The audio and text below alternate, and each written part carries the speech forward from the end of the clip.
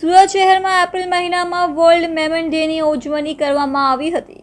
સાથે સાથે આ વખતે તમામ ધર્મોના ધર્મગુરુઓને એક સ્નેહ મિલનનું પણ આયોજન કરવામાં આવ્યું હતું। આ વખતે વર્લ્ડ મેમન ડે અને પવિત્ર ઈદનો તહેવાર સાથે સાથે ઉજવવાનું નક્કી કરાતા તેમાં તમામ ધર્મોના ધર્મગુરુઓ એક મંચ પર આમંત્રણ આપી સ્નેહ મિલન યોજવામાં આવ્યું હતું। અડાજણ પાટિયા એસએમસી કમ્યુનિટી હોલ ખાતે યોજાયેલા આ સ્નેહ મિલન કાર્યક્રમમાં કારી રશીદ અહેમદ, અજમેરી સાહબ, સૈયદ બુરાઉદ્દીન, बाबा नायब सजादा नशीन, फादर डेनिस अमीन, BAPS, स्वामीनारायण संतो, गायनी गुरमीत सिंह, लाल सिंह जी, प्रगमशी सियद जी, करंजिया, मधुरबाई साहब, जमालुद्दीन आमिल साहेब, कदीर भाई पिरजादा, मौलाना Rasik Nada Saheb, doctor Mohsin Lokhandwala, doctor Farooq ji Patel, MS Shaikh, AS Sonara उपस्थित રહ્યા હતા।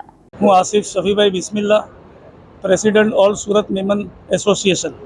આજે કેવા પ્રકારનો કાર્યક્રમ રાખ્યો છે? ઉદ્દેશ આજે 15મી એપ્રિલના દિવસે અમે એક ઈદ મિલનનો કાર્યક્રમ રાખેલો છે, જે 10 એપ્રિલના દિવસે અમારો વર્લ્ડ મેમન ડે ઉજવાય છે એનો કાર્યક્રમ અને ઈદ મિલનનો કાર્યક્રમ આજે અમે આ બે કાર્યક્રમ એક સાથે મૂકેલા છે। એમાં શહેરના દરેક ધર્મના અગ્રણીઓ આવે છે અને ઘણા મહાનુભાવો અહીંયા પધારેલા છે અને mayor Shri, standing committee chairman Shri, અધિકારીઓ શ્રીઓ બી આવેલા છે અને આજનો આ પ્રોગ્રામ અમે રાખેલું છે।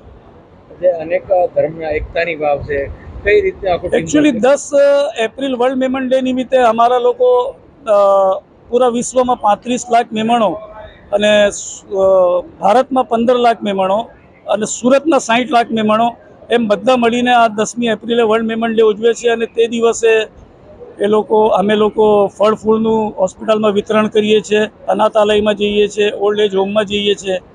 આવા બધા નોબલ કાર્યો અમે કરતા હોઈએ। સાથે સાથે વિશ્વમાં દરેક જગ્યાઓ પર આવી રીતે સમિટો થાય છે, મિટિંગો થાય છે અને ભાઈચારાની આપણે સંદેશો આપવામાં આવે છે।